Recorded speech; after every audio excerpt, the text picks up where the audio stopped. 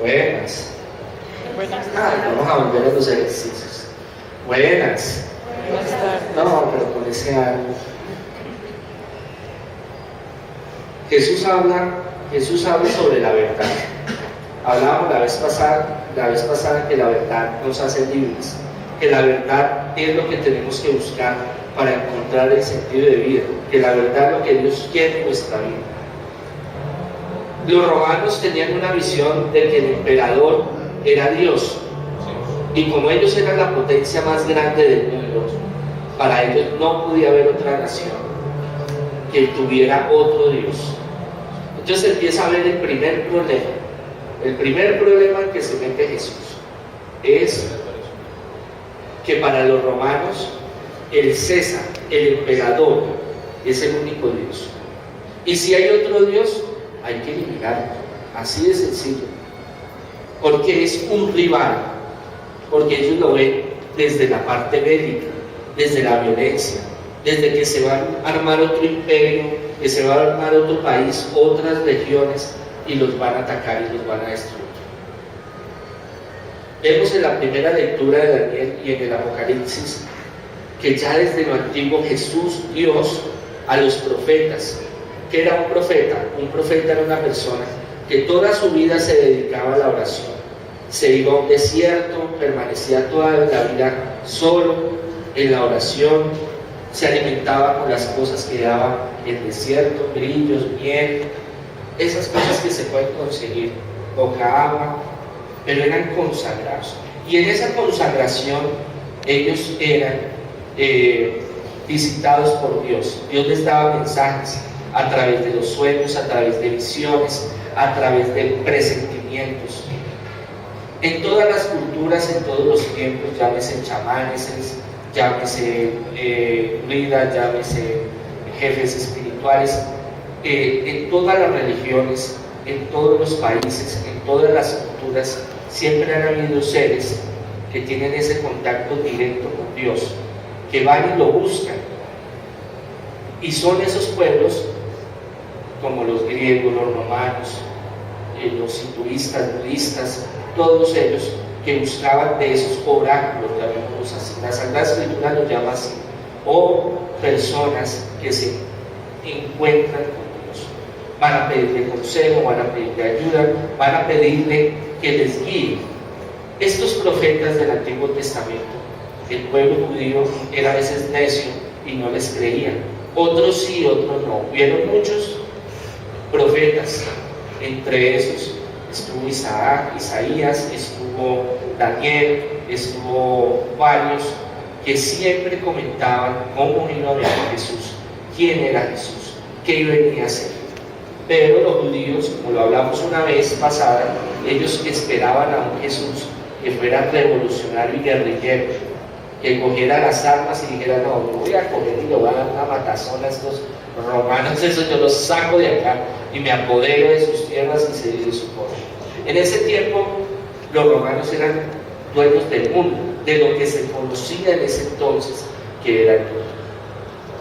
Entonces, el hecho de que lo acusaran a Jesús de que era rey, de que él era el rey de los judíos, que era lo que los profetas habían dicho, les había comentado paso por paso cómo iba a ser todo el proceso, que Jesús iba a nacer a través de una virgen, que iba a sufrir, que lo iban a crucificar, que iba a dar su vida por nosotros, que iba a ser el chivo expiatorio para la humanidad. Pero los judíos no lo veían así. ¿Qué pasaba con los sumos sacerdotes y los levíticos y los fariseos y saduceos? Los romanos tenían una ventaja muy grande, que ellos respetaban la religión, y para el judío la religión era todo. En la sinagoga los niños aprendían a leer, aprendían a multiplicar y sobre todo aprendían la ley de Dios, el Pentateuco, los 5 primeros libros del Antiguo Testamento, que ahí estaba toda la ley que Dios había dado al pueblo judío para que no se extraviara, para que no se perdiera, y sin embargo se perdieron. Entonces, los judíos, mientras tuvieran la estructura estructura de la religión, mientras no se le metieran con eso, andaban bien. Aunque los romanos y otros pueblos que los invadieron les robaban, les quitaban, los ponían trabajos forzosos. Hablamos de Babilonia, hablamos de Egipto, Mesopotamia, los filisteos, hablamos de muchos pueblos que los invadieron, los hicieron sufrir, violaban a las mujeres, a los hijos los asesinaban, mejor dicho. Pero mientras no se metieran con la religión, porque esa es como la estructura, el vértice donde ellos se sostienen, para ellos ahí está todo. Por eso los judíos son muy cerrados entre ellos y se ayudan entre ellos. Entonces, cuando ellos empezaron a ver que había muchos líderes, porque no solo Jesús estaba, había varios líderes que querían hacer revolución. Estaba el partido de los celotes, estaba el partido cananeo, que eran partidos políticos revolucionarios que querían tomarse el poder y liberar a Israel, al pueblo de Israel, pero que no tenían medios, eran pobres, a comparación de uno de los ejércitos más organizados, más feroces, con experiencia en el mundo. Podríamos decir que una, dos o tres legiones de 3.000, 4.000, 5.000 soldados en contra de 200, 300 pelagatos. Pues hombre, no hay nada que hacer. No podían hacer nada, pues guardaban y aún en día guardan la esperanza del Mesías. Entonces, varios proponían la liberación de Israel, pero no se podía, por recursos, por tiempo. Entonces Jesús empieza a mover cientos y cientos de personas, y los sumos sacerdotes se empiezan a preocupar y a angustiar. ¿Cuándo van a llegar los romanos y nos van a matar? ¿Cuándo nos van a sacar de acá? ¿Cuándo nos van a quitar el poder ser religioso, espiritual? Porque para ellos es preferiblemente morir antes de perder su religión. Ellos en esa parte son muy estrictos. Entonces, si nos toca aquí matarnos, y ellos ya sabían que contra los romanos ellos no podían, ellos perdían. Ningún otro pueblo los apoyaba. Entonces, en esa de la humildad, de compartir, de ayudar al necesitado, cosas muy bonitas, pero para el pensamiento de los sacerdotes iba en contra de lo que ellos querían mantener. ¿Por qué? Porque él estaba llenando ese vacío y toda la gente lo estaba unificando, lo estaba concretando con el Mesías. No crean, todo el mundo iba a la sinagoga, todo el mundo iba al culto, leían, sabían del Mesías. Esa era la promesa que los tenía ellos vivos, de que Dios estaba con ellos y Dios lo iba a rescatar. Entonces, cuando se presenta Jesús y empieza a hacer milagros, muchos que otros no habían hecho hacer, entonces ahí empieza a haber un cambio, una revolución. Muchos los empiezan a seguir, como por ejemplo el caso de Judas Iscariote, que perteneció a un partido comunista, digamos así, o revolucionario, y se dejó tentar por el dinero y lo vendió a Jesús, porque él era un ideólogo, donde él pensaba que Jesús iba a ser revolucionario, iba a coger machetes, espadas y se iba a meter, pero Jesús iba en una visión diferente, en una liberación espiritual, en una liberación física más que la material. Una vez le preguntan a Jesús, y bueno, ¿qué vamos a hacer con los romanos? Él le dice, no se preocupen que ellos van a pasar.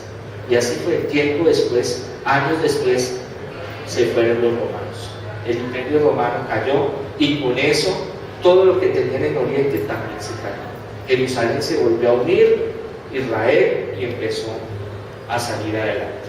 Entonces, ahí es cuando los sumos sacerdotes se preocupan y ven que donde están ellos, esa zona de confort, porque a ellos les seguían dando dinero, a ellos los seguían apoyando la gente. Por eso Jesús muchas veces no estaba de acuerdo, y él les decía en la cara, les decía al frente, eran tumbas blanqueadas. Es como decir, usted es hipócrita, usted es un torcido, usted es corrupto. Así él les decía. Él era muy, por eso se ganó varias veces que lo querían linchar, pero gracias a Dios se les perdía. El Señor los salvaba de muchas. ¿Por qué? Porque ellos veían cómo el pueblo estaba desregado y sin embargo ellos les exigían. Ellos estaban, el mismo pueblo los llamaba vendidos, tráfugas, si queremos utilizar esa palabra, porque viendo fregado el pueblo judío, ellos martillaban más y exigían más impuestos para los romanos. Entonces eso era algo complicado en ese tiempo. Jesús, cuando lo presentan, le presentan a los romanos: miren, este es el que les quiere tumbar la silla, los quiere sacar de ahí. Ese se llama Jesús, y es un pobre carpintero por allá de Belén, de Jerusalén, de Nazaret, que va a venir a cambiar todo. Entonces, en su afán de pánico, de angustia, que los romanos se metieran y que ellos perdieran la plática, perdieran el estatus, ya no lo respetaron, se aliaron con los romanos y fueron a dar calumnias, chismes, intrigas a los romanos, hasta que llega donde Poncio Pilatos, y Jesús tiene la conversación que escuchamos en el Evangelio, y él le dice: ¿usted es el rey de los judíos? ¿Usted es el que me dice, usted es el rey de los judíos? Él dice: tú lo has dicho, pero mi reino no es de este reino. Y bueno, él explica lo que leímos en el Evangelio. Esa es como la máxima expresión donde Jesús, con su naturaleza humana, recordemos que Dios tiene dos naturalezas: divina porque es el Hijo de Dios y es Dios, y humana porque se encarnó, cogió materia. Es cuando no saca el coco, perdónenme la expresión, no saca el cuerpo y le dice: no, hermanito, no, es que esto es una equivocación, eso es un engaño de la gente, yo me voy, no, yo me dedico a otra cosa. En todo momento Jesús pudo hacer eso. Jesús tuvo, cuando está en el monte de los olivos, cuando le dice: Señor, quita este cáliz, si es tu voluntad, y empieza a sudar y a llorar gotas de sangre, él hubiera podido irse.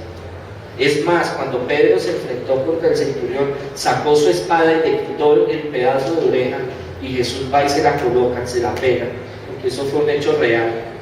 Le dice: Pedro, no vamos a pelear, y llegó mi hora, me tengo que entregar, o vienen por mí. Él en todo momento hubiera podido hacer una lucha que hubiera matado a todo el mundo, o él se hubiera perdido, se hubiera ido para Egipto, que era fácil llegar a Egipto. Y él estuvo cuando pequeño en Egipto con José, cuando hubo la persecución de Herodes el Grande. Él en cualquier momento hubiera dicho: no, hermanito, esto no es problema mío, yo me voy, miren ustedes a ver. Pero ahí es cuando ratifica que Dios, es el alfa, el omega, el principio y fin, que realmente cumplió la profecía que había en el Antiguo Testamento, que iba a enviar Dios a su Hijo para salvarnos. ¿Por qué? Porque todo el proceso que le hicieron a Jesús, siempre tuvo oportunidad de decir: no, esto es mentira, yo no soy. Al contrario, él se portó como un varón, perdónenme la expresión, y dijo: yo soy, aquí estoy, no tengo que esconderme, si quieren venir por mí, vengan.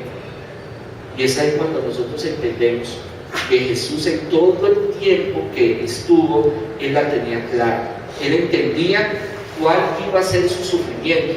Por eso en el monte de los olivos se sudan y lloran lágrimas de sangre, porque su naturaleza humana ve y él siente todo el martirio tan terrible que le van a hacer, y él se pone en una angustia, en una desesperación, que quiere salir corriendo.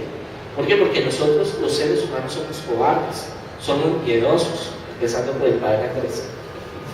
Nos enfermamos. La vez pasada estuve enfermo, entonces les pido disculpas por no haber venido a la misa, pero todos nos enfermamos. Gracias a Dios ya estamos bien. Él tuvo la oportunidad. Nosotros somos cobardes, nos duele, nos metemos unas películas terribles en la mente. Imagínense Jesús, que lo van a perseguir, y él ve todo claro, y los apóstoles durmiendo. Entonces se llena de mal genio, y ahí les dice: hombre, ¿por qué no pueden pegar? Así sea una noche, me van a entregar y ustedes se duermen. Y él, sabiendo todos los martirios que le iban a hacer, y él cómo se iba a entregar por la humanidad. Y en varias ocasiones les decía, pero ellos no entendían. Ellos creían que estaban de paseo, ese paseo de hoy al río, que se van y hacen el sancocho, y entonces la pasan rico. No, estamos con Jesús, muy chévere, predica, sana, pero ellos no se esperaban y no se imaginaban lo que iba a suceder de trágico. Pero que Dios lo hizo como premio y sacrificio para salvarnos. Entonces nosotros no podemos dudar nunca de que Jesús es Dios, que Jesús vino a dar su vida por nosotros, que es el alfa y el omega, principio y fin de todo lo creado. Si estamos con Dios, con Jesús, y lo reconocemos como Señor y Salvador, no tendremos temor de nada en la vida. Por eso cuando cogían a los discípulos, unos los echaron a los leones, a los osos, con los centuriones, a la prisión, ellos estaban felices porque ellos decían: me voy a encontrar con Jesús. Nada me pueden quitar la vida, me pueden hacer sufrir, pero de Dios, de Jesús, no me pueden alejar. Y ellos recibieron su premio, por eso ellos están en lo alto, en el reino de los cielos. Obviamente hoy en día no estamos hablando, no, vamos a salir y entonces nos persiguen por ser cristianos, católicos, nos van a crucificar, nos van a latigar, no. De pronto su señora coge y ponga la del sartén en la cabeza, pero el resto nada más va a pasar. Pero sí, en las pruebas diarias, de todos los días de sufrimiento, de angustia, de desesperación, Dios nos está probando. Y está probando si nosotros realmente estamos con Cristo y si confiamos con Él.